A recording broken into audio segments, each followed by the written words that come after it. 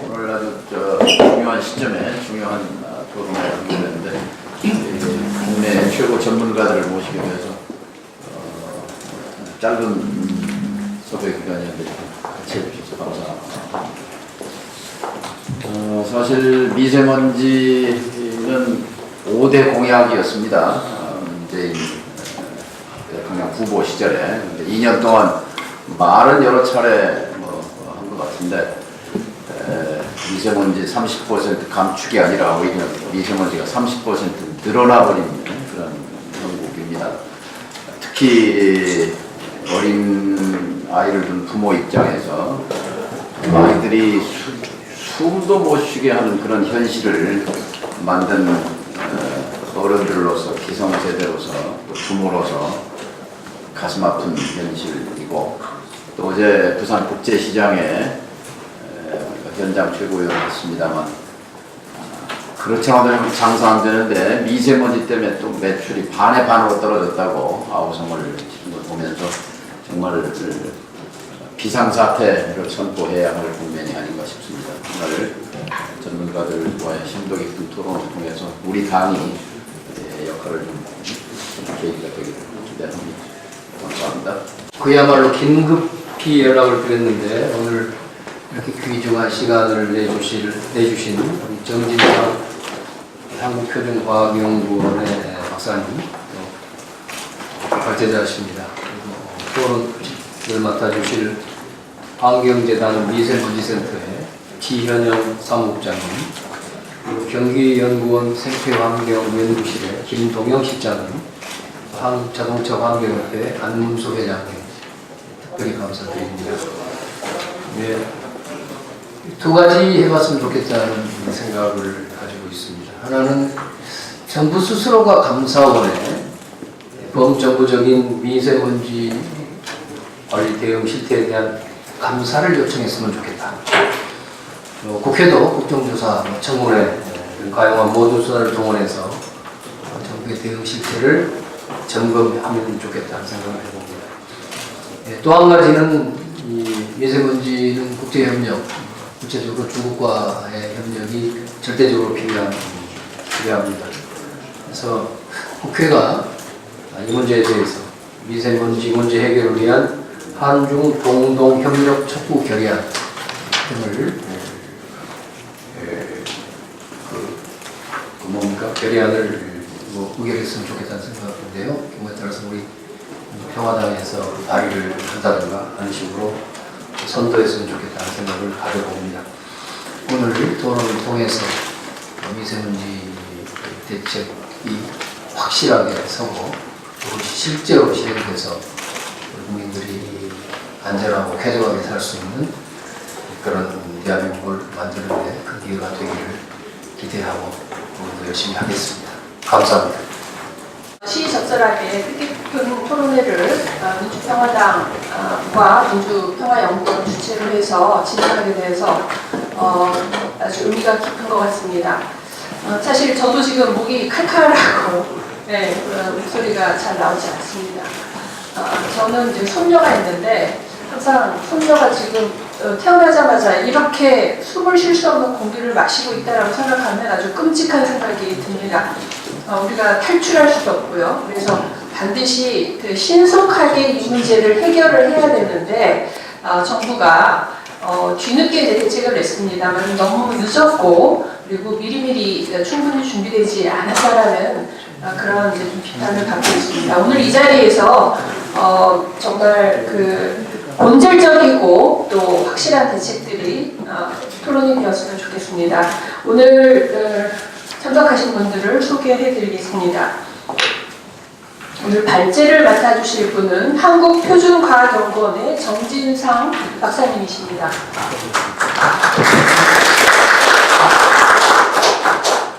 네, 토론을 맡아주실 한국자동차환경협회의 안문수 회장님이십니다. 그리고 경기연구원의 김동영 생태환경연구실장님이십니다. 환경재단 미세먼지센터의 지현영 사무국장님이십니다. 예, 먼저 정진상 박사님께서 미세먼지 현황 및 실질적인 과제에 대해서 발제를 해주시고 토론을 이어가겠습니다. 또 발제는 20분 이내에서 해주시기를 부탁드립니다. 예, 방금 소개를 받은 한국표준과학연구원의 정진상입니다. 지난번에 한번 제가 와서 주차 특강을 해서 그런지 좀 아는 얼굴들이 돼서 좀 친숙하고요. 다시 이렇게 그냥 정책 지원하는 자리에 저희가 참여할 수 있게 되어서 감사합니다. 그래서 일단 시작하기 전에 제가 최근에 2월 달부터 이제 중국이랑 미세먼지 균형을 위해서 공동 연구를 이제 진행 중에 있습니다. 그래서 최근에 제가 한 일주일간 되게 농도가 높았죠. 그래서 최근에 측정한 자료를 제가 좀 보여주고 하면 조금 도움될 것 같아서 제가 이렇게 그림을 하나 그려왔는데요. 여기 제가 이제 나중에 어저께까지 측정한 데이터다 보니까 제가 지금 발표 자료에는 못 넣었습니다. 그래서 제가 따로 만들었습니다. 그래서 지금 여기 보시면 이게 전체가 초미세먼지고요.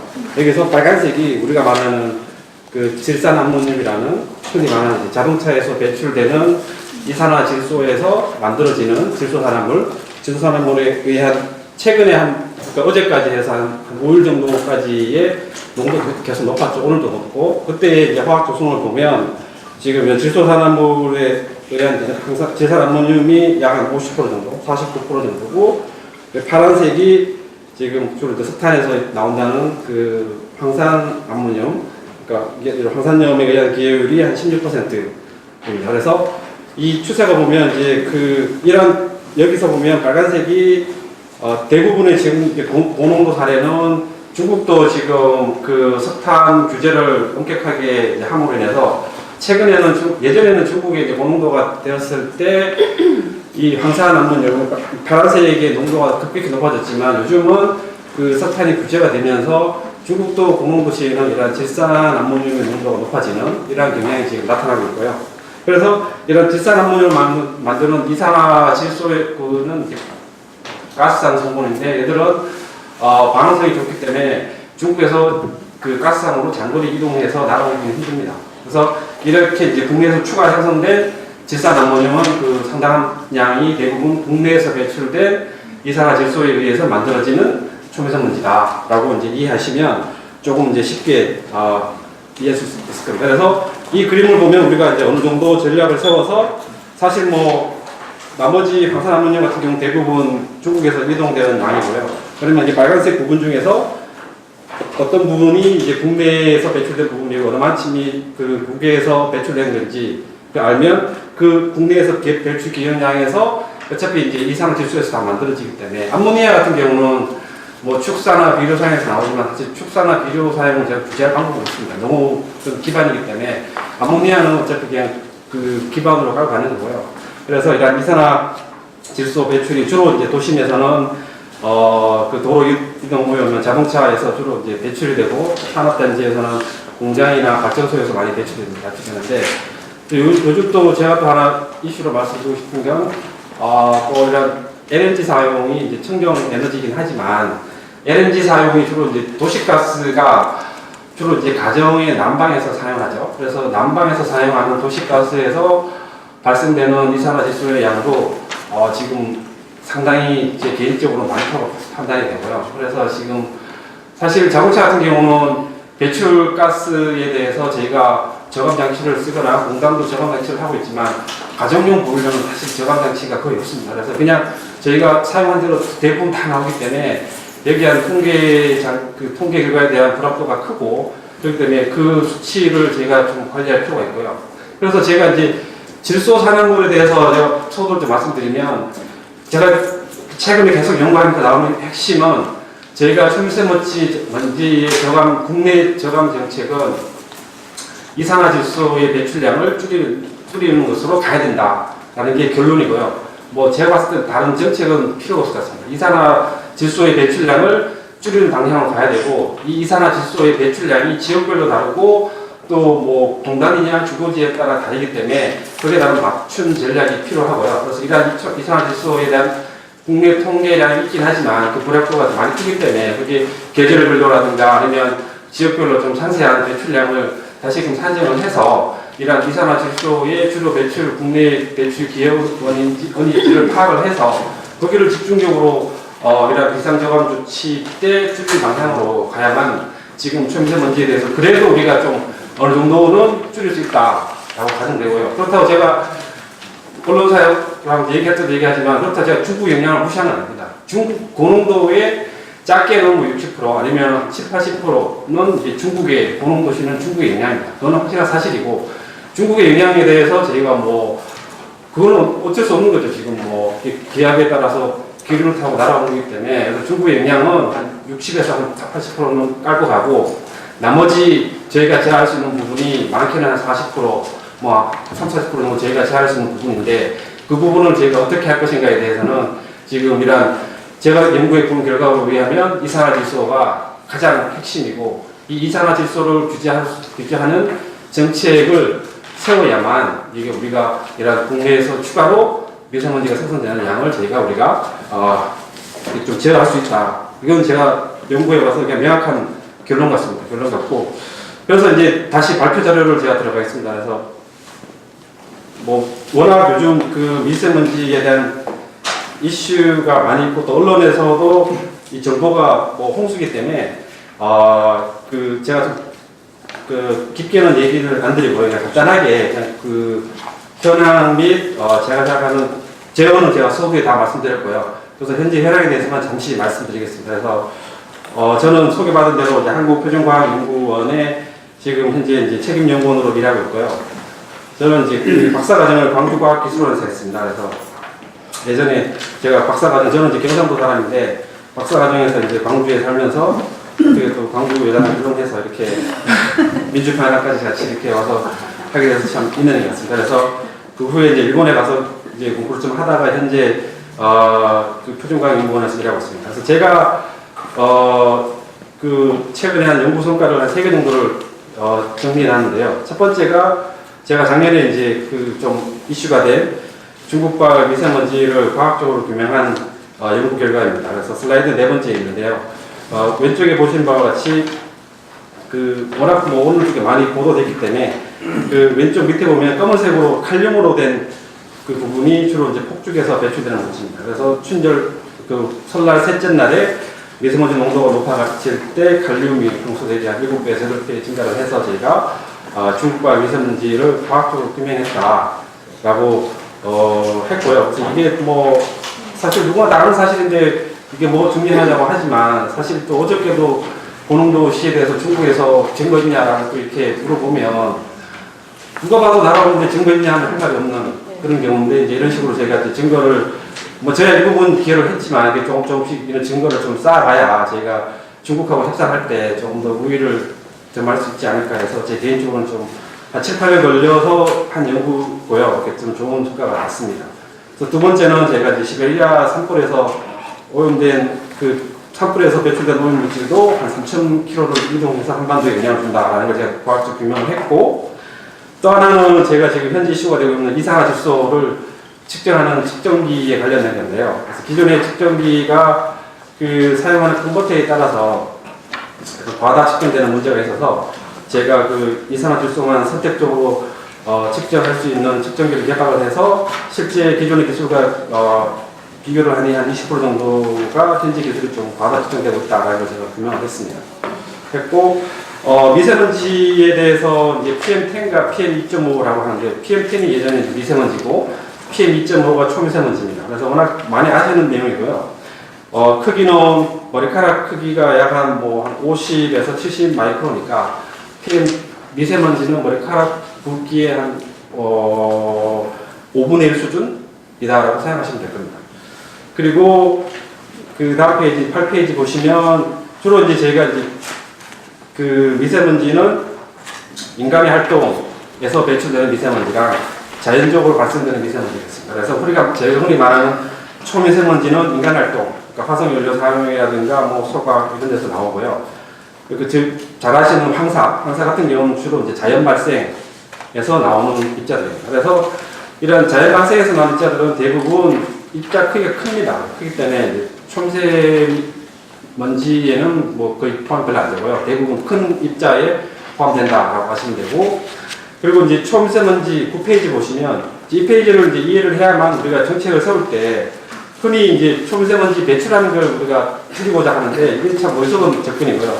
초미세먼지는 대부분 저희가 아까 말씀드린 질산염, 항산염, 암모늄, 유기입자 이게 4개가 거의 초미세먼지의 한 7, 80%를 구성하고 있습니다. 이러한 초미세먼지는 이게 배출해서 바로 배출되는 게 아니고요. 여기 보시는 같이 왼쪽 편에 일산화질소가 이산화질소, 이산화황, 암모니아, 휘발성 유기화합물, 가스성 물질이 배출을 해서 배출이 되고 이게 대기 중에서 광학 반응을 인해서 먼지로 만들어진 것입니다. 그렇기 때문에 우리가 이러한 초미세먼지를 제거하려면 이 초미세먼지를 각 화학정보별로 만드는 그 전구 물질인 이 가스성 물질들이 먼지 구명을 해서 이 가스성 물질들이 예를 들어 질산염원주로 이산화질소나 일산화질소를 만들기 때문에 이 이산화질소가 주로 어디서 배출되는지 여기를 저희가 찾고 거기에다 맞춤 대책을 세워야만 이 초미세먼지도 줄일 수 있다.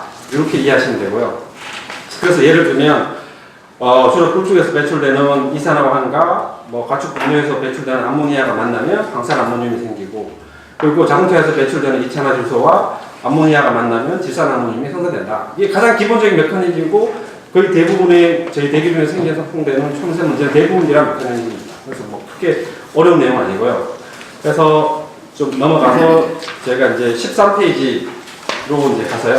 13페이지 인체 유해성에 대해서 상당히 제가 질문을 많이 받았습니다.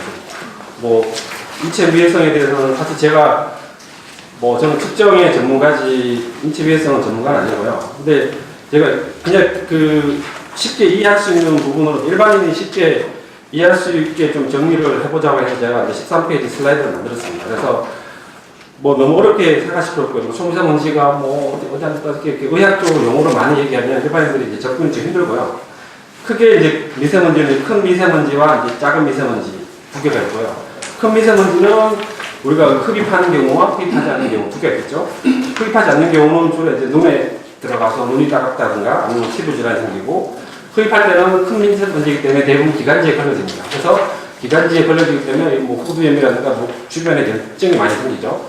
이게 인체 유해성이 있고 초미세먼지는 대부분 폐로 이제 상당 부분 흡입이 되는데 이 초미세먼지도 이제 화학 조성에 따라서 물에 녹는 먼지가 있고 물에 녹지 않는 먼지가 있어요. 그래서 물에 녹는 먼지는 이게 폐에서 어차피 혈관하고 이 산소 이동할 때 같이 따라 들어가서 혈액으로 녹아 들어가게 되죠. 그렇게 해서 이제 혈액이 좀 점도가 높아지기 때문에 이제 고혈압인 분들한테는 안 좋고요. 근데 이제 물에 녹지 않는 이 먼지 이게 이제 가장 문제입니다. 제가 앞으로 여기에 대해서 좀 많이 관심을 가질 예정인데 이게 대표적인 게 검댕입니다. 디젤차 지나가면 이제 검은색으로 이렇게 흔히 나오는 검은색으로 나오는 먼지지 않습니까? 그게 이제 검댕인데 이게 이제 초미세먼지인데 폐까지 들어가서 물에 녹지 않기 때문에 이게 폐에 쌓이게 되죠. 이제. 그래서 일반인들이 인체를 해보면 오염된 지역에 사는 사람들은 담배를 피지 않은데도 불구하고 폐가 담배를 핀 사람같이 이렇게 검게 변해 있는 이게 대부분 검댕이 물에 녹는 물질이야 어차피 혈액에 녹아 들어가서 체내로 배출이 되지만 검댕은 계속 이제 체내에 누적이 되기 때문에 이게 상당히 몸에 해로우고 이거는 미량이어도 되게 몸에 안 좋다. 앞으로 이 부분을 좀 관심을 좀 가져야 될 것 같습니다.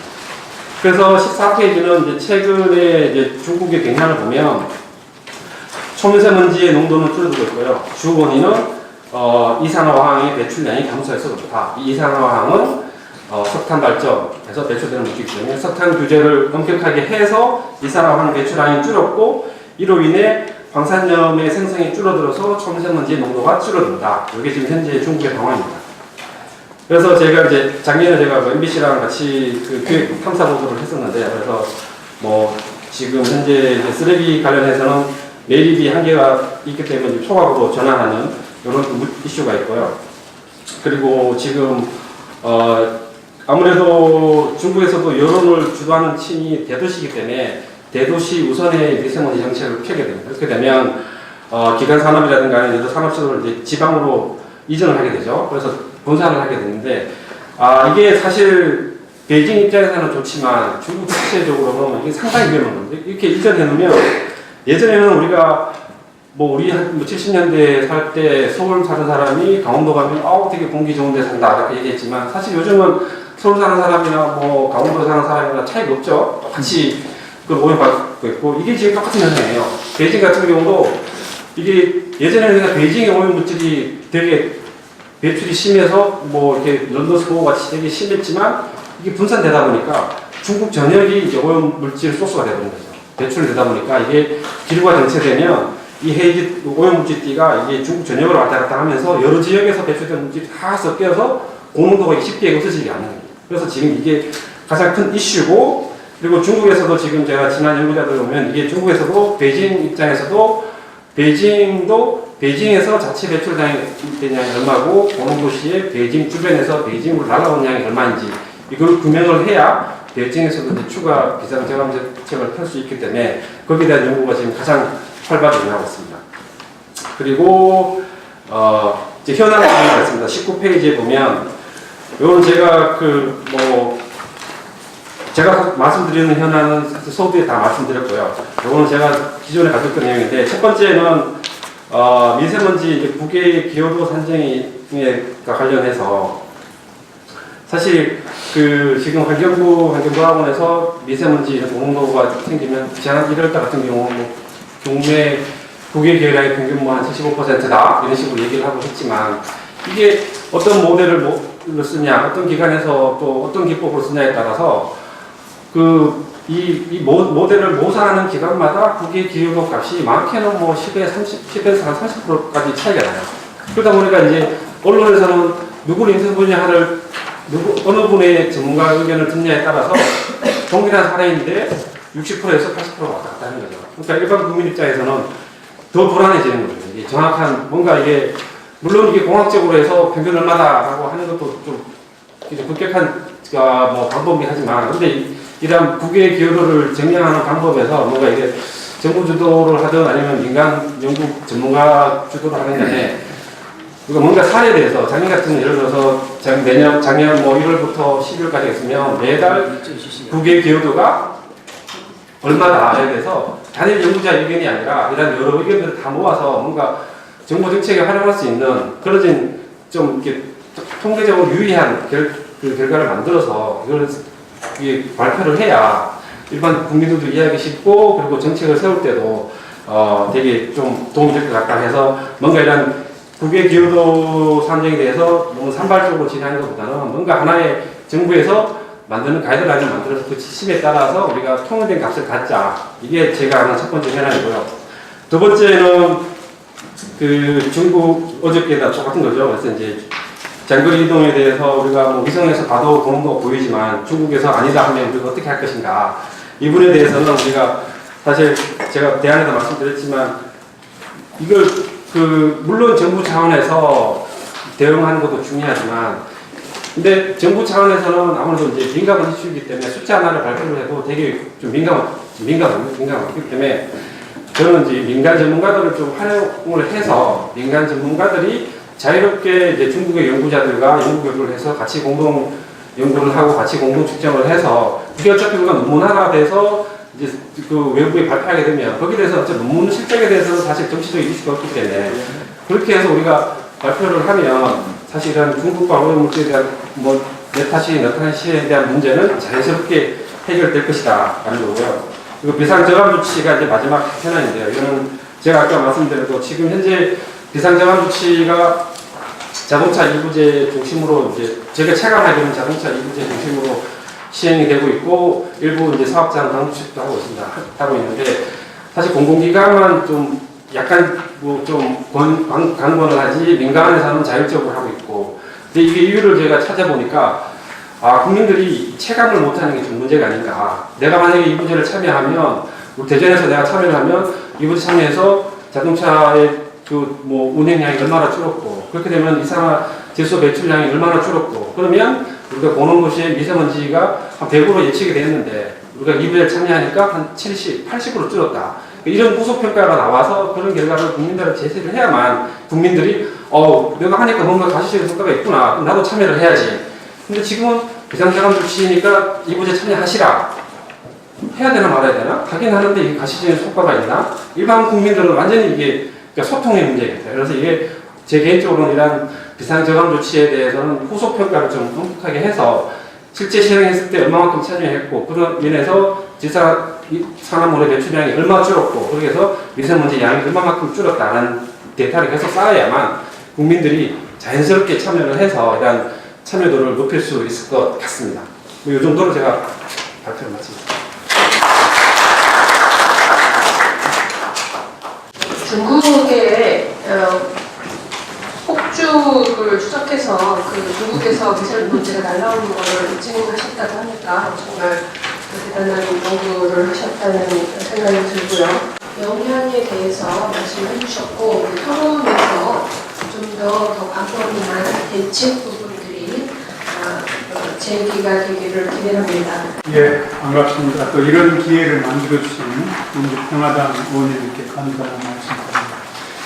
예, 저는 현재 한국자동차환경협회 회장을 맡고 있습니다만 이전에는 환경부에서 30년 동안 근무를 했습니다. 고위공무원으로 퇴직을 했습니다. 환경부 30년 동안 근무하면서 10년 이상을 대기 분야에서 근무를 했었습니다. 이 분야에 대해서는 환경부의 정책 흐름을 지금도 잘 파악을 하고 있다 이렇게 말씀드릴 수 있고, 그 다음에 이제 2000년 의원님들 아시다시피 2000년부터 환경부가 CNG 버스 보급을 추진할 때 그때 제가 중국 과정을 했었습니다. 당시 김대중 대통령님의 전폭적인 지원을 받아서 성공적으로 버스 보급을 하려고 했었고요. 또 이제 미세먼지와 관련된 그 대책을 하나 말씀드리면, 노무현 대통령이 계실 때는 그때 2003년, 4년쯤 됐습니다만, 수도권 대기 개선 특별 대책을 만들고, 특별법을 만들었습니다. 그래서 그때는 전폭적인 지지하에 만들었었고, 그 대책을 시행할 당시에 수도권 대기오염 농도가 PM10으로 따지면 7, 80 수준이었는데 2015년도에 40 정도까지 저감 효과가 있었습니다. 그런데 지금은 대기오염 양상이 바뀐 겁니다. 아까도 정 박사님 발표가 있었습니다만 그때는 굵은 입자인 PM10이 대기오염의 주요 양상이었었는데 지금은 PM2.5 이하의 아주 미세한 입자가 주를 이루고 있습니다. 그래서 대기오염 양상이 바뀌었고 아까 말씀하신 대로 질소산화물이라든가 황산화물이 2차 반응을 일으켜서 나오는 이런 물질이 이제 이주가 되고 있는데 PM2.5의 원인 물질이 이 환경부의 저감 대책을 보면 아직도 과거에 PM10 이주의 저감 대책을 하고 있다고 결론적으로 말씀을 드리고 있기 때문에 지금 수도권 1기 대책이 10년 동안 끝나고 수도권 2기 저감 대책을 시행 중에 있는데 이 대책이 저는 잘못됐다고 보는 겁니다. 그 대책의 핵심을 PM2.5 대책으로 세워야 되는데 PM2.5 대책 중에 낙스 저감 대책이 그럼 2주가 돼야 되는데 낙스 저감 대책을 보면 뭐 한마디로 구멍이 푹 많이 뚫려 있다 이렇게 말씀을 드릴 수 있기 때문에 그걸 보강을 해야 된다고 말씀을 드리고 있고요. 그 다음에 이제 뭐 미세먼지 때문에 국민들이 참 어려움을 많이 겪어있는데요.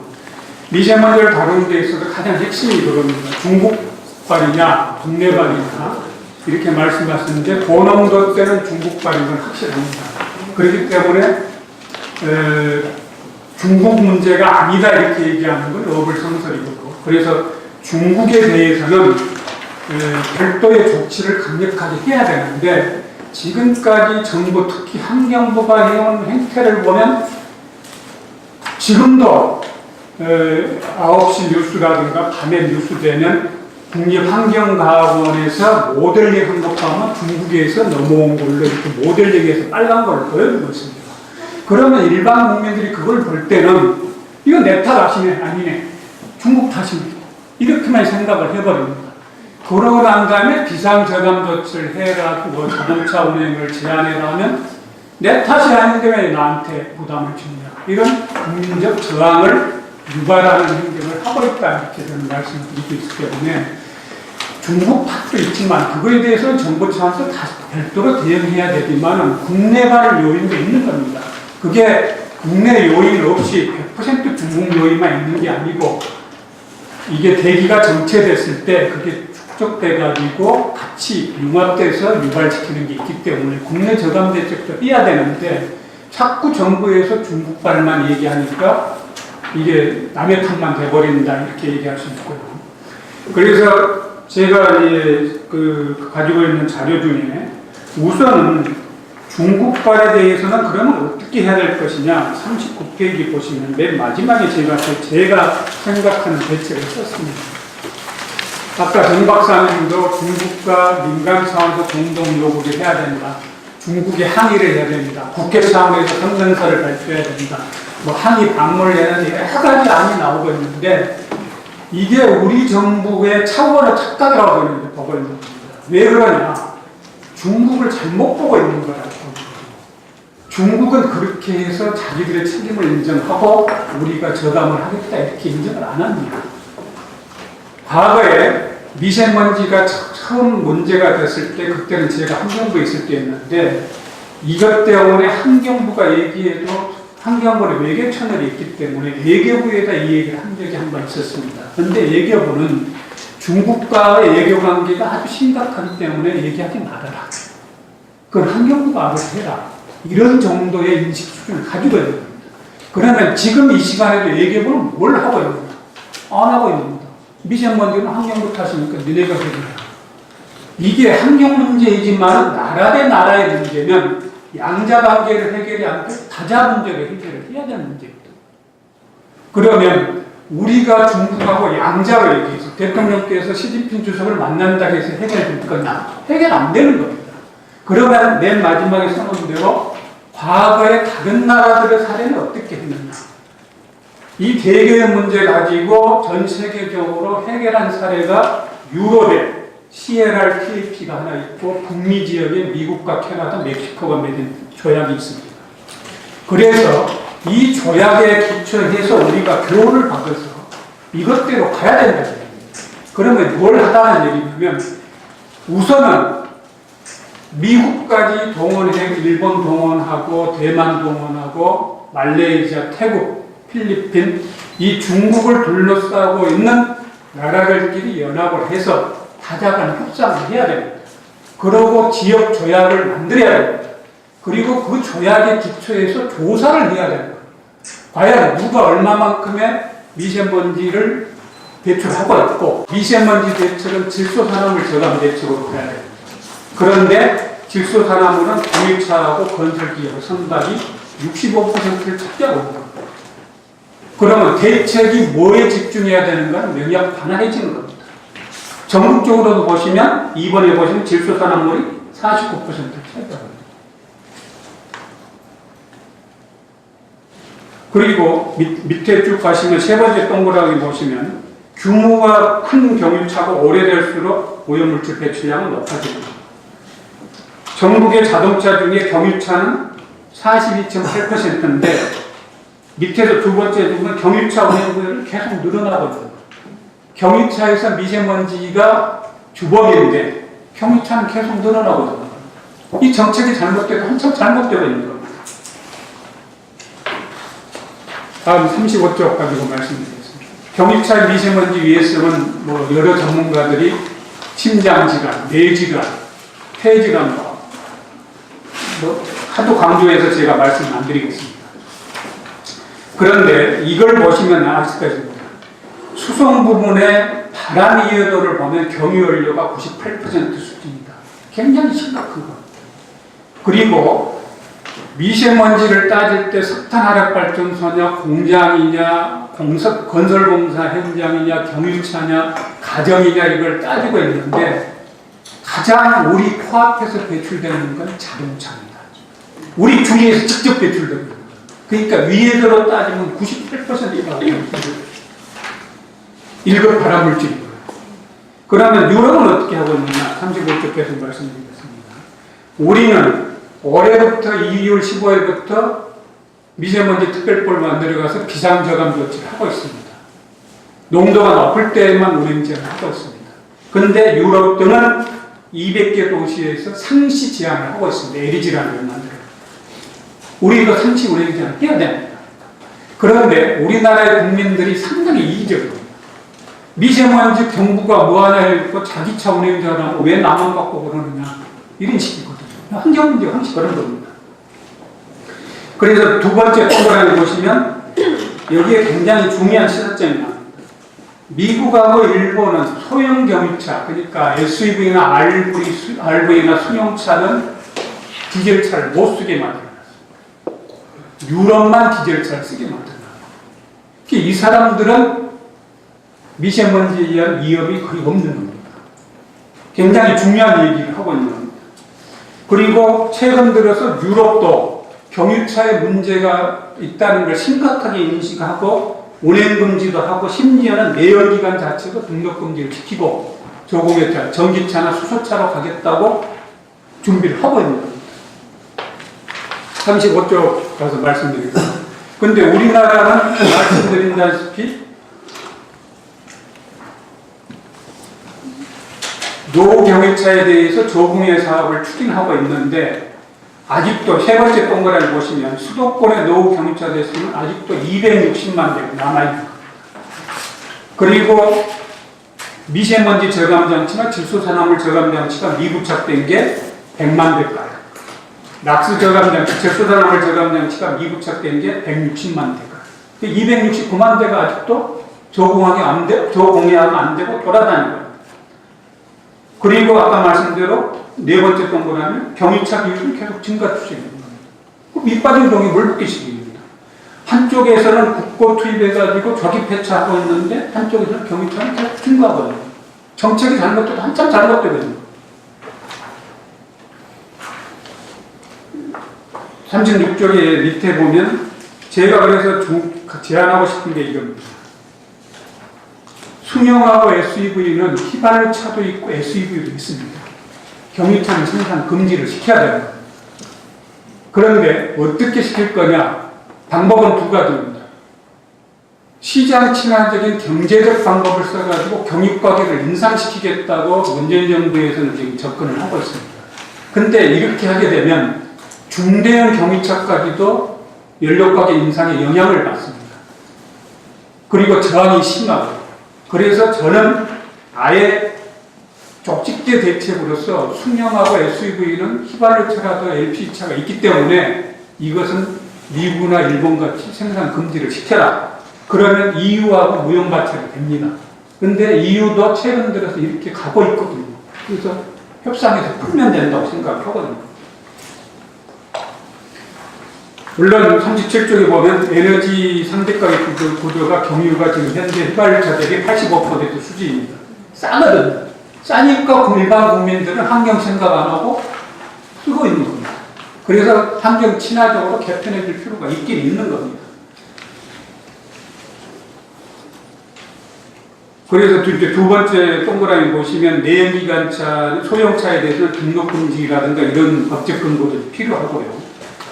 그 다음에 스마트 배출가스 검사 제도를 해야 되는데 지금의 우리나라 검사 제도는 한마디로 엉터리입니다.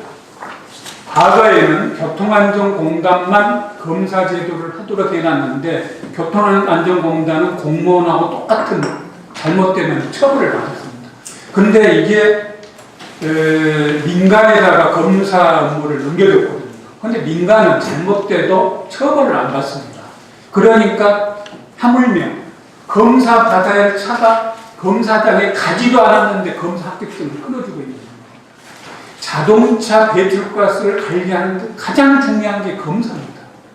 이 뒷공무니에 저감장치가 붙어 있는데 이게 제대로 작동되는지 안 되는지를 검사를 주기적으로 해서 체크를 해줘야 되는데 이게 엉터리로 되거든요. 근데 이 문제를 누구도 지금 못 풀고 있습니다. 환경부가 의지가 없는 겁니다. 그래서 풀도록 그렇게 해줘야 됩니다. 간단히 말씀드리겠습니다. 38쪽에 말씀드리면 그러면 자동차 제작사는 책임이 없느냐? 사회적 책임이 있는 겁니다. 재정물 책임법이라든가 최근 들어서 내mon법을 하고 있기 때문에 자동차 완성차 업계하고 정부가 배출가스 관리센터라든가를 만들어서 책임을 지고 사후 관리를 해줘야 될 필요가 있다 이렇게 말씀을 드리고요. 38쪽의 밑에 아까 말씀드린 대로 정 박사님 말씀대로 미세먼지를 줄이려면 질소산화물을 줄여야 됩니다. 낙스를 줄여야 됩니다. 그러려면 저감장치를 붙여야 되는데 이거에 대한 저감장치는 아직도 안 붙여주고 있습니다. 최근에 있는 차들은 붙여주고 있는데 이 차에 대해서는 사후에라도 붙여야 된다는 그런 말씀이 드립니다. 그 다음에 노건설기입니다. 39쪽에 노건설기계도 저감장치가 없습니다. 검사도 엉터리입니다. 이렇게 말씀드릴 수가 있고요. 그래서 그리고 이제 8번째 보시면 39쪽에 아까도 말씀드렸는데 우리 주변에 있는 대형 주거단지나 빌딩, 산업용 빌딩의 보일러도 질소산화물 저감장치가 없습니다. 붙이게 해야 되는 겁니다. 이게 정부의 대책을 보면 눈치 보고 있고 강하게 못 가고 있는 게 있습니다. 이런 걸 과감히 추진해야 된다고 저는 생각을 하고 있거든요. 마치겠습니다.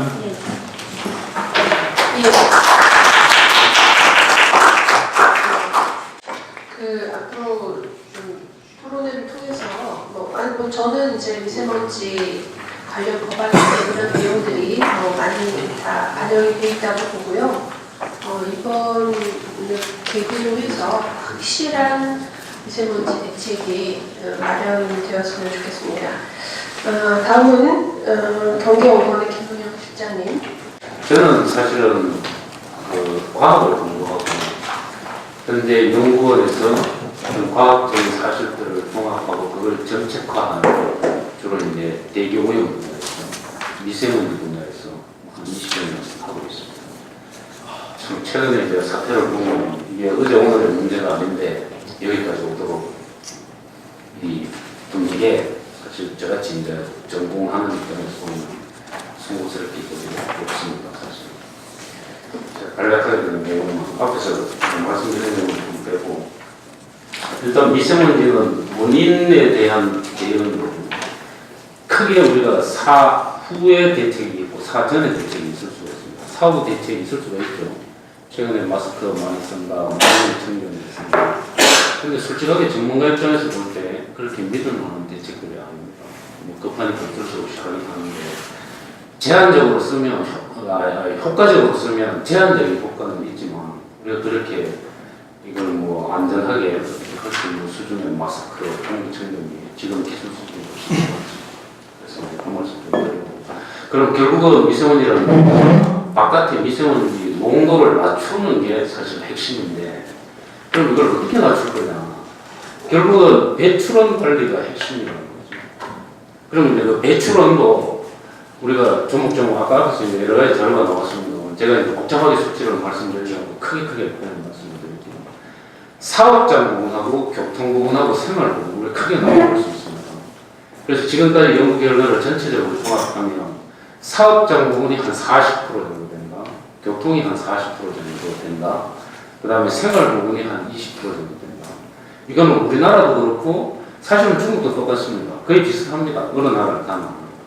근데 이제 우리나라는 중국 영향이 있으니까 중국 영향에 대해서 같이 생각해야 된다는 복잡한 게 있지만 중국을 줄이려면 사실 중국의 산업계가 어떻게 줄여나갈 거냐, 중국의 교통이 어떻게 줄여나가느냐, 중국의 생활이 어떻게 줄여나가느냐, 결국은 그 문제고 그게 해결이 됐을 때 중국 부분이 줄어드는 거죠. 우리나라에도 그대로 보면 우리나라 산업계를 어떻게 관리할 거냐, 우리나라 교통을 어떻게 관리할 거냐, 우리나라 생활을 어떻게 관리할 거냐, 이 문제로 직결되는 겁니다. 그 비중이 한 40, 20 정도 된다는 게 최근까지 연구 결과입니다. 제가 그냥 각 그 세 개 파트에 대해서 핵심적인 내용만 그냥 말씀드립니다. 먼저 사업장 부분. 현재 그 대기오염 배출 사업장이 환경부 통계로 한 6만 개 정도 잡힙니다. 그런데 우리가 뭐에 대해서 논의하느냐.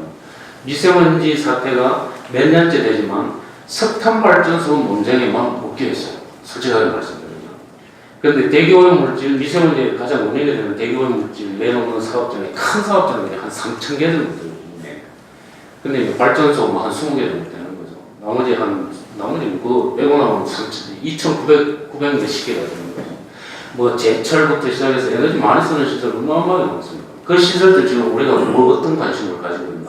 그 시설들이 그냥 좀 그렇지만 선진국 수준의 관리를 하고 있나요? 할 일이 너무너무 많습니다. 발전소가 문제가 아니에요. 발전소가 크니까 발전소가 당연히 첫 타겟이 되지만 실제로 산업 부분에서 관리해야 될 시설들은 어마어마하게 더 있다는 얘기예요. 그래서 대형 산업시설이 한 3천 개 정도 되고 또 하나 아까 제가 한 5, 6만 개 된다고 했는데 중소형 산업시설이 지금 대상으로 되는 게 한 6만 개 정도 있습니다. 얘네들이 작다고 영향이 적은 게 아니에요. 우리 주변에 뭐 가끔 뉴스 보시면 교회에서 뭐 공장 어떻게 뭐 하고 고발 프로그램 나오잖아요. 그런 작은 사업장들이 하나 사고 치면 우리 주변에 있는 대형 그 소각장보다 더 많은 오염물질을 내요. 그러니까 그 작은 사업장이라고 관리를 중요하지 않다 이게 아니에요. 우리가 통계적으로 보면 당연히 이제 뭐 작으니까 비중이 적긴 하지만 근데 어쨌거나 우리가 대상 시설이 한 6만 개 정도 있는데 본격적으로 사업장 관리를 못 하고 있습니다. 그러니까 이제 사업장 관리는 결국은 투자거든요. 방지 시설을 얼마만큼 효율적으로 붙여서 관리하느냐의 문제. 그러니까 우리가 사회적으로 산업 부분에서 뭘 해야 되는지 다시 한번 생각을 해볼 필요가 있습니다. 그렇게 하면 아까 앞에서 제가 40% 그게 해결합니다. 그럼 교통 부분은 어떻게 할 거냐? 앞에서 우리 안 회장님 조목조목 강론 부분은 많이 요약해 주셨어요. 크게 보면 교통 부분은 친환경차 보급하는 게 있습니다. 최근에 뭐 전기차, 수소차 많이 얘기하죠. 우리가 이제 자동차가 한 2,300만 대 지금 돌아다니는데 작년에 전기차 5, 6만 대 보급했어요. 2,300만 분의 5, 6만 대 어떤 의미가 있는지 우리가 한번 생각을 해봐야 됩니다. 뭐 미래 기술로서는 굉장히 중요하지만 단기적으로 그것만으로 해결할 수 없다는 거 금방 나오죠. 그 다음에 또 하나는 운행차 관리, 아까 뭐 검사제로 이런 거 말씀하셨고, 중대형 엔진 쓰는 그런 그 엔진, 그 교통 부분, 아직 제대로 손을 못 대고 있습니다. 영향은 오히려 그런 부분들이 훨씬 더 크거든요. 그래서 이제 그런 부분 중요하고, 또 하나니까 좀 우리가 간과하고 있는 것 중에 하나가, 유럽, 우리 선진국의 대도시들 우리하고 비슷한 문제를 겪어왔지만 해결하는 사례들이 많습니다. 뭐 동경역에도 있고, 아까 런던, 뭐 파리. 근데 거기에 대도시의 교통대책의 핵심은 수요관리 대책이에요. 전기차, 수소차는 물론 그것대로 보급을 해나가지만 도시 전체의 교통 시스템을 어떻게 친환경적으로 미래를 가져갈 겁니까? 우리가 이제 서울에 어떻게 할 겁니까? 대중교통 체계는 세계적으로 가장 앞선 시스템이에요. 그렇지만 뭐 아직 대중교통 보완해야 할 게 너무 많고 서울만 생각해서 어렵죠. 우리가 수도권은 경기권까지 해서 한 2,500만 건 같이 생각을 해요. 근데 조금만 외곽에 나가면 우리가 이게 수요 관리, 그 다음에 대중교통 체계 보호하는 거 아직도 멀고 멀었습니다. 사실 그런 걸 해야 이게 교통 부분에 해결이 되는 거예요. 2,300만 원대 해결 돌아다니는 그걸 어떻게 전반적으로 말할까요? 그런데 자꾸 친환경 쪽에 지역적이라고 그러는 건 좀 그런데 중요한 문제이긴 하지만 다른 측면에 큰 게 있는데 자꾸 그런 얘기는 아직도 본격적으로 사회적으로 못하고 있다. 그러면 이제 그게 다 되면 한 40% 해결이 되는 거죠. 아까 산업 40, 교통 40. 그럼 이제 생활 부분 있습니다. 생활 부분에 뭐 여러 가지가 있는데 조금 아직도 정책적으로 전혀 관심을 못 돌리고 있는 부분만 제가 좀 말씀을 드리면 우리가 생물성 연소라고 해서 밖에 나가면 농업 잔재물 그 다음에 화목 연료 같은 걸 많이 쓰는데 그 부분에 대한 대책이 거의 없어요. 물론 아까 40, 40, 20 중에서도 뭐 한 10 정도 된다고 보면 되는데 실제로 단일 소수로 보면 결코 작은 분량이 아닙니다. 그런데 그런 부분에 대한 사회적 정책 공론화를 지금 전혀 안 해요. 사실은 환경부에서 뭐 시범 사업도 하고 이런 것도 하고 그 다음에 입법을 위해서 뭐 여러 가지 노력도 있지만 그동안 논의가 잘 안 되고 그게 넘어가지 못하고 있어요. 그 다음에 또 뭐 직화구의 음식점 같은 이런 것들은 사실 우리 집 바로 주변에 있는 웬만한 공장 시설에 중요한 오염물질을 내놔요. 숯불구이, 고기, 대형 달빛집 뭐 이런 거 있죠. 그래서 생활 주변에 보면 그런 것들이 소소한 것들이 있는데 그런 부분에 대한 대책들을 아직 본격적으로 얘기를 못해요. 우리가 사회적으로 미세먼지 이렇게 공론화됐는데도 바로 주변에 보이는 소수조차도 제대로 못하고 있습니다. 그래서 그냥 결론적으로 제가 아까 산업, 교통, 생활 이렇게 요약해드렸는데 자세히 들여다보면 제대로 하고 있는 게 하나도 없습니다. 그러면서 미세먼지 왜 개선 안 되냐고 계속 얘기하고 있는 거예요. 그냥 백화쟁명이에요, 사실은. 그럼 이걸 정책적으로 어떻게 할 거냐, 사실 이런 게 진짜로 절실하게 필요하다고 생각해요.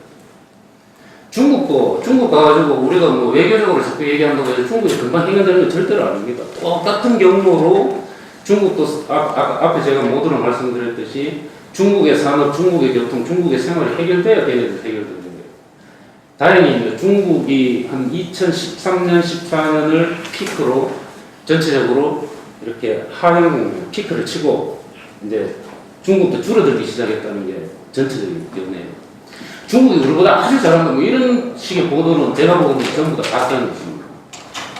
대충 한 우리 한 20년 전쯤의 사회 시스템을 가지고 있어요. 그런 수준에서 관련하고 있습니다. 그래서 이제 그런 부분에 대한 좀 조목조목 중요도별로 하기 어렵지만 좀 빠져서 좀 국가적인 영향이 들어갈 때 사실은 배출량 줄어들고 농도 줄어들고 건강도 줄어들고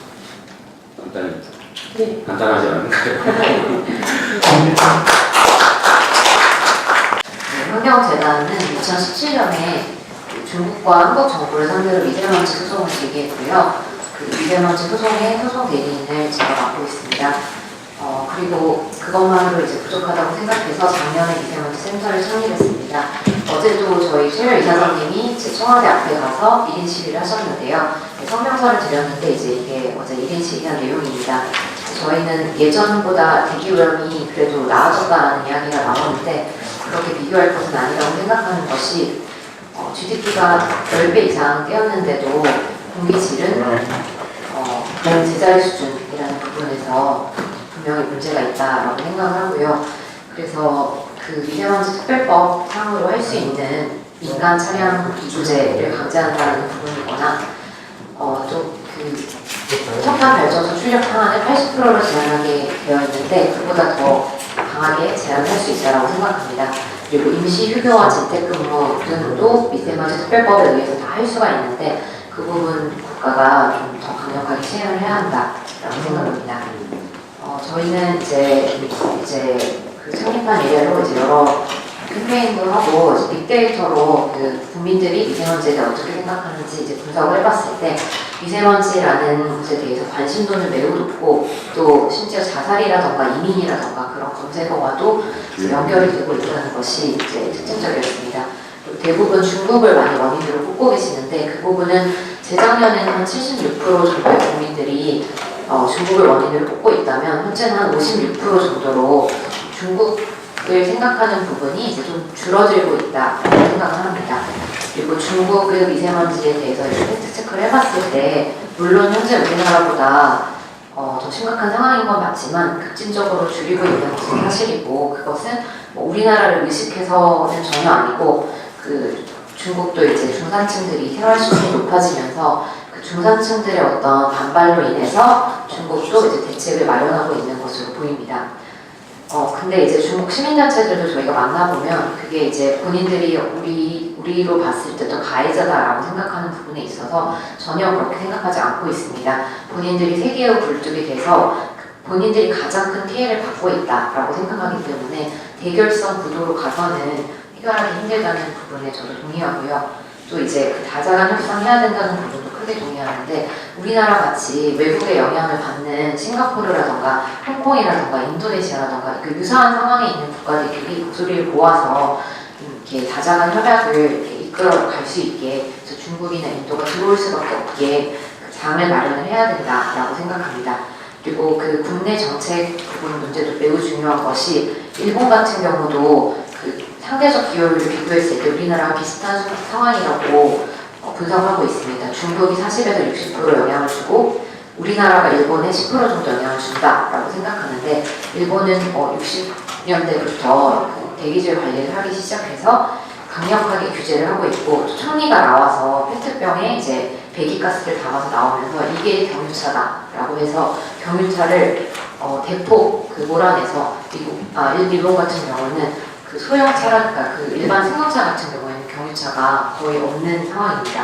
그래서 그런 강력한 이제 정책을 이제 국민들을 설득해서 해갈 필요가 있다고 생각하고 사업장 부분 말씀해 주셨는데 미국 같은 경우는 사업장들 배출 저감 장치가 매우 기준이 엄격해서 그러한 기술들이 많이 이제 발전이 되어 있어서 미국 같은 경우는 해결을 했다라고 이제 들었습니다. 그리고 홍콩 같은 경우 그 한 20여 년 전에 이제 금융 그 외국계 기업들이 막 다 나가버릴 정도로 그 대기오염 문제가 심각했었는데 그 당시 홍콩이 이제 세웠던 강명한 정책이 매우 인상적이었습니다. 거기서 이제 이야기를 하기로는 홍콩의 배출원을 0으로 줄이더라도 홍콩은 WHO 기준을 절대 맞출 수 없다. 그만큼 이제 외국 영향이 있다. 그러나 우리 그 홍콩의 배출원을 줄인다면 어쨌든 홍콩 국민들의 건강은 매우 좋은 수준으로 나아질 것이다. 그래서 국내 배출을 엄격하게 규제를 해야 하고 그 국제 협상 문제는 장기적으로 지속적으로 해나가야 된다라는 것이 이제 홍콩의 정책이었고 지금 현재 홍콩이나 일본이 거의 뭐 유의하게 그 동아시아에서 대기오염 문제가 없는 그런 국가로 알고 있습니다. 그래서 실효적으로 생각했을 때 반드시 국내 그 배출원 문제를 해결해야 하고 또 이제 많은 전문가분들이 인벤토리 구축이 안 됐다라는 부분 말씀해 주시는데 그거에 대해서 이제 장기적인 투자가 없다라고 지적을 합니다. 항상 단기적인 그런 대책으로 가는 부분이 있는데 그런 투자가 필요하지 않을까라고 생각합니다. 그리고 제 자료를 보시면 이제 다른 뭐 영국이나 이런 국가들은 그 대기오염 문제에 대해서 정부가 이제 개선을 해야 된다라는 그런 소송도 하고 있고 또 그 목표를 이제 지키기에는 너무 비현실적이다라고 이제 국민들이 대기질 관리 계획을 다시 세워라라는 촉구하는 그런 소송들도 이제 이루어지고 있다라고 합니다. 그리고 경유차 보급 많이 지적해 주셨는데 작년에 전기 수소차가 10만 대 보급됐지만 경유차가 35만 대 늘었습니다. 이 경유차는 대부분 그 승용차 그 부분에 대한 인식 개선 필요할 것 같고요. 저희가 그 정보공개 청구해본 결과 국회에서도 국회의원분들 중에 3분의 1이 경유차를 쓰고 계신다라고 해서 저희가 캠페인을 한 바 있습니다. 그래서 그 국회의원분들부터 이렇게 좀 정부 고위 공무원부터 출선수범하시는 모습, SUV 안 타는 모습, SUV라도 휘발유로 바꿔주시는 모습 보여주시면 좋을 것 같습니다. 네, 이상입니다. 많은 이야기가 나왔는데 사실 우리 생활, 중국의 생활 모든 것에 관련해서 다 어떤 식으로든지 규제가 들어가야 필요성이 있지만 현실성에서 본다면 그거를 사람 뭐 숨을 안 쉬고 살 수도 없고 산업활동 안 할 수도 없고 뭐 차를 다 규제할 수도 없기 때문에 현실적으로 어렵고 가장 지금 현재 필요성이 크고 효과성이 큰 것이 뭔가 그거에 대한 집중적인 토론이 사실 좀 필요하다고 생각하고요. 그런 점에서 지금 우리 안 회장님이 말씀하신 경유차에서 너무 많은 초미세먼지 관련 물질이 나오는데 그렇다고 해서 뭐 트럭이나 이런 거를 중지할 수는 없으니까 일단 승용차는 휘발유차가 가능하니 승용차에서 경유를 사용하는 건 완전히 금지해야 된다. 일본처럼 이런 거는 굉장히 이제 설득력이 있다라고 생각을 하고요. 또 뭐 그 산업에서 나오는 게 석탄 발전소뿐만 아니라 뭐 모든 산업체에서 다 그쪽에서 나온다라고 하지만 어쨌든 모든 산업에 그거를 일시적으로 중단할 수 없다면 그래도 뭐 가장 그 관련성이 크다라고 여겨지는 석탄 발전소의 경우에는 80%가 아니라 전체적으로 그거를 적어도 이렇게 그 재난 정도의 상황이 됐을 때는 그거를 금지하는 식으로 작용을 해야 될 것 같습니다. 그런 식으로 정말 필요성과 효과성이 아주 큰 그런 부분에 좀 집중하는 전략이 필요하고 무엇보다도 좀 정책 플랜을 나와야 될 것 같습니다. 왜냐하면 너무 전방위적으로 관련되기 때문에 나 하나 차 하나 뭐 내가 차 안 가져간다고 이게 중국에서 나오면서 이게 뭐가 문제가 문제 해결이 되겠어? 이렇게 생각하기 때문에 정부가 중국에 대해서는 이런 부분은 이렇게 한다. 또 뭐 국내에서 뭐 산업 부분은 이렇게 한다. 뭐 차는 이렇게 한다. 뭐 등등해서 모두 어떻게 보면은 모두 참여하는 어떤 전체 플랜이 나와야 거기에서 나도 이렇게 참여한다라고 해서 그게 전체적으로 작동이 가능하지 산발적으로 어떤 걸 내놔도 그게 너무 지금 내가 뭘 한다고 해서 미세먼지가 지금 이게 해결이 될 것 같지 않기 때문에 그리고 나만 이렇게 부담하고 싶지 않기 때문에 더 중요한 원인이 있는데 왜 내가 이렇게 그걸 감당해야 돼? 이렇게 돼서 그런 이런 전체적으로 큰 그런 정도의 이제 의견들이 좀 모아질 수 있을 것 같고요. 여기 참여하신 주배수 의원님이나 추경환 의원님 포함해서 플로어에서 간단히 좀 토론을 받도록 하겠습니다.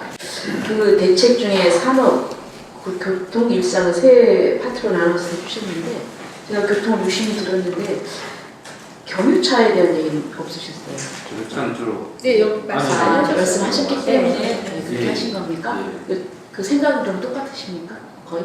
뭐 크게 다르지 않습니다. 경찰은 줄여야 된다. 예. 그다음에 기존에 운행되고 있는 거는 저공개 역할을 해야 된다.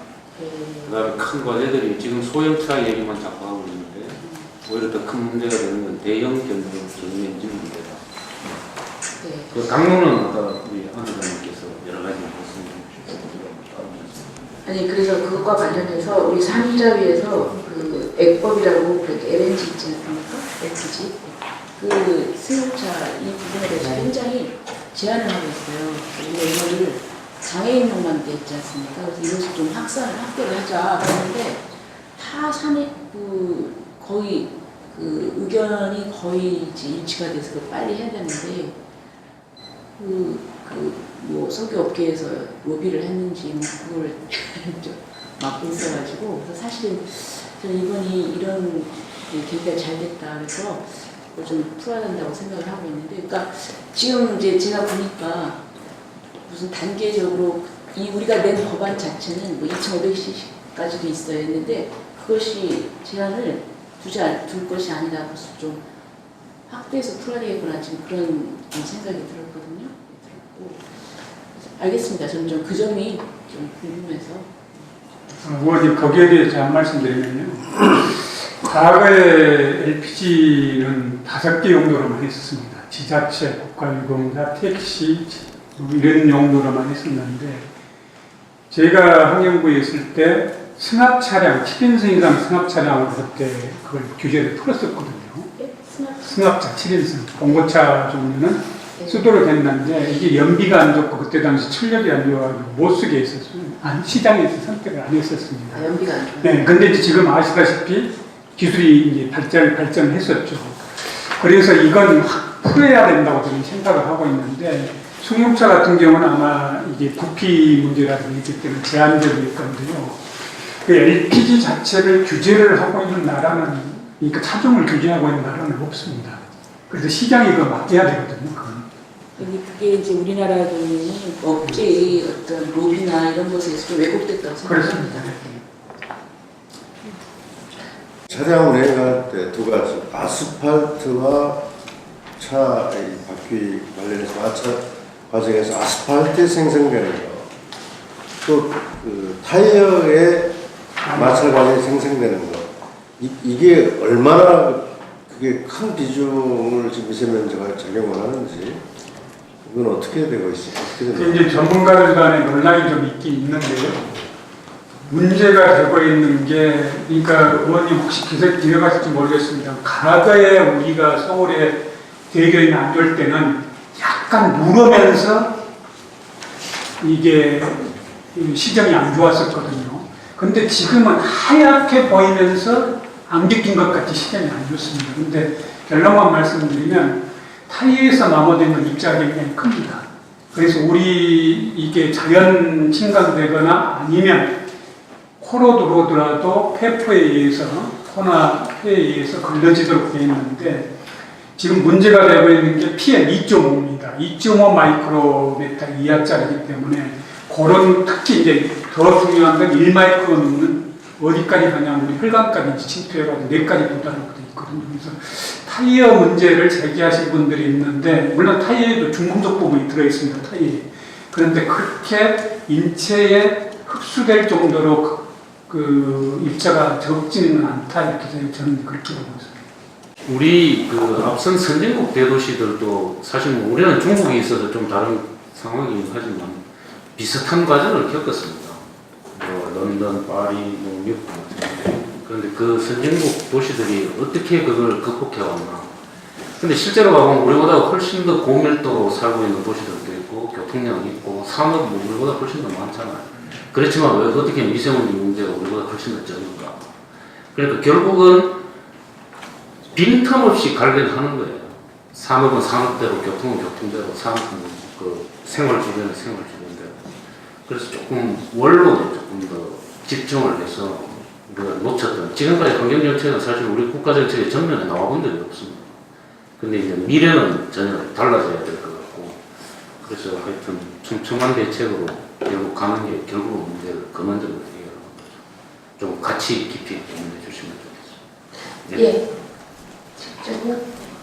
네, 저희가 전에 그 커뮤니케이션 관련 그 교수님께서 이제 조사해본 결과 봤을 때 그 미세먼지 문제에 대해 뭐 중국 요인을 크게 주는 사람과 아닌 사람이 약간 여야로 나뉜다라는 그런 분석을 들었었는데요. 그러니까 근데 이제 이거는 환경 문제고 국민 건강에 영향이 많이 미치는 부분이기 때문에 이게 약간 당쟁처럼 되지 않았으면 하는 그런 이제 우려가 있고요. 그래서 그리고 이제 국민들도 어쨌든 처음에 환경부가 고농도일 때는 60에서 80, 평소에는 30에서 50 이렇게 중국 영향이 있다라고 프레임을 잡았을 때부터 이미 이제 국민들이 오해할 소지를 제공을 했었던 과실이 있는 것 같습니다. 근데 워낙 문제가 심각해서 국민들도 지금부터라도 국내 정책부터 바로 잡아야 된다 하면은 그 설득이 될 수 있다라고 생각하고 그 커뮤니케이션 하는 부분에서 더 많이 공을 들였으면 좋겠다는 의견입니다. 예. 네, 저는 아까 이제 질문 주신 부분에 대해서 CNG 차량에 대해서 왜 확대하면 안 되냐인데 2000년에 제가 환경부 교통환경과정을 할 때 CNG 버스 보급을 시작을 했었는데 결론부터 말씀드리면 이게 자동차에 쓰이는 에너지는 서로 영역 다툼을 합니다. 아까 의원님 LPG 얘기했고 휘발유 경유 있고 CNG 있고 그러는데 이게 업계 이해관계 첨가를 일으킵니다. 그래서 그걸 또 기획재정부는 세금과 관련이 됩니다. 이게 간단히 풀 문제가 아닙니다. 가스를 공급하는 게 우리나라 가스공사인데 가스공사는 공무원 조직하고 비슷해가지고 많이 팔든 적게 팔든 상관이 없어요. 근데 민간 석유회사들은 치열한 로비가 아마 국회로 로비를 할 겁니다. 그래서 이게 간단치 않은 문제인데 제가 2000년에 교통과정을 하면서 처음에 버스에 CNG 버스 보급도 안 됐는데 일본은 왜 승합차라든가 다른 데도 하면 되지 않느냐 이런 얘기를 했는데 제가 못 알아듣습니다. 왜? 그런 이해관계가 얽힌 다른 쪽에 방해가 들어오기 때문에 일단은 철저히 버스에만 하겠다 이렇게 있거든요. 그리고 이제 수급도 있고 그렇게 말씀을 드릴 수가 있고요. 제가 마지막으로 하나 말씀드리고 싶은 게 우리나라 교통환경 에너지세가 자동차에 거치고 있는 게 연간 15조 가까이 됩니다. 이게 80% 정도가 도로에 투입되고 있습니다. 의원님들께 관심을 가져주면 교통 자동차에 투입돼가지고 부작용이 나는 게 도로 소음 배출가스입니다. 매일. 근데 도로에만 80% 정도를 투입하거든요. 교통환경 에너지세의 15%, 1조 5천억 가량만 환경부문에 들어오는데 아까 말씀드린 대로 환경부가 미세먼지 대책으로 전체 1년에 8천억 정도를 가지고 있는데 전기차가 수소차로 6천억이 듭니다. 전기차, 수소차는 뭐가 대체되느냐? 휘발유차가 대체되거든요. 경유차가 대체되지 않고 있는 겁니다. 그러니까 노경유차 저공해양 대책에 1,500억 가량 돈이 쓰고 있는 겁니다. 돈이 없는 겁니다.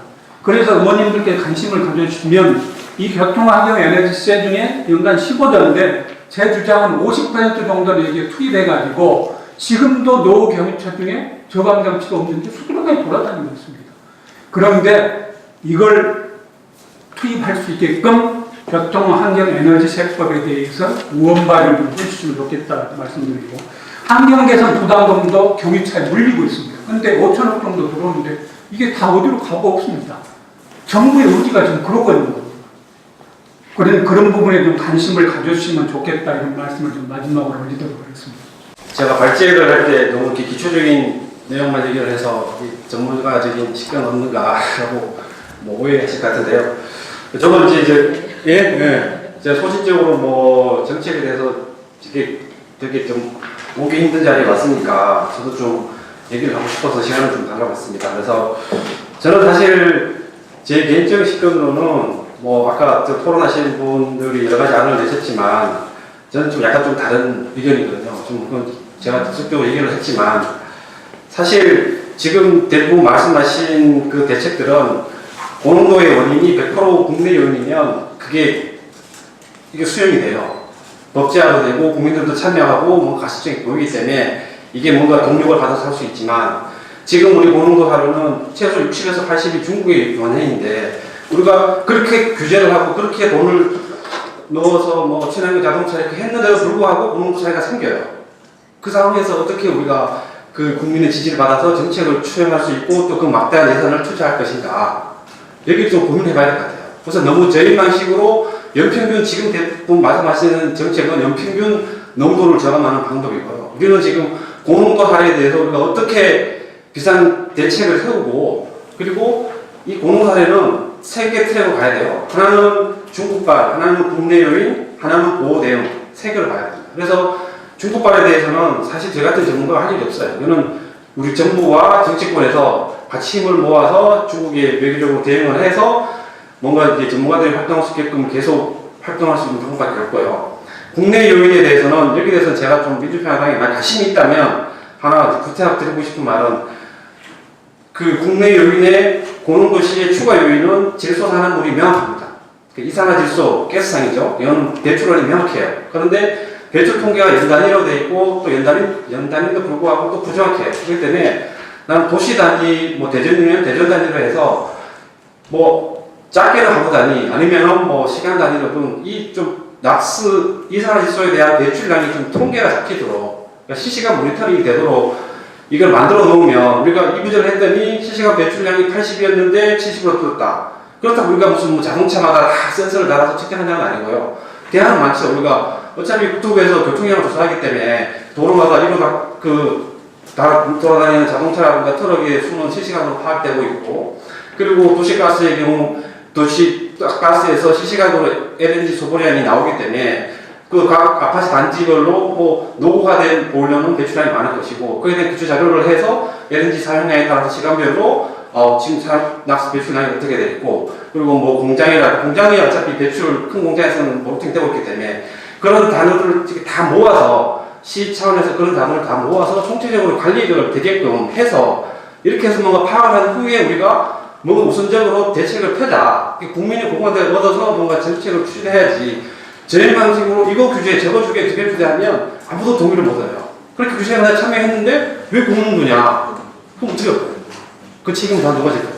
아무도 거기에 대해서는 함부로 할 수 없는 거고요. 그래서 우리가 줄일 수 있는 방향은 이렇게 하면 우리가 이 중에 한 20은 줄일 수 있다. 참여하시겠냐? 해서 국민들의 공감대를 얻어서 기존에 있는 인프라를 활용을 해서 큰 예산을 투자 안 하고 그러니까 비상시가 얼마 안 되니까 그 기간만 자동차는 운행 제한하고 공장은 가동 제한하고 해서 비상시만 거기 적합한 조건을 우리가 뭔가 대안을 마련해서 법제화를 해서 뭔가 하나에 대해서 타겟해서 실효성 있는 값을 나가야 되지 너무 저런 방식으로 이것도 하고 저것도 하고 저것도 하면 아무런 결론도 안 나고 도리어 산업계 반발 못 먹잖아요. 경제권에서 뭐 오일협회 반발 못 먹잖아요. 그죠? 그러니까 터무니없는 대책보다는 뭔가 실용성 있는 대책을 우리가 국민들과 같이 정보 공유를 하면서 대해서 나갈 필요가 있고요.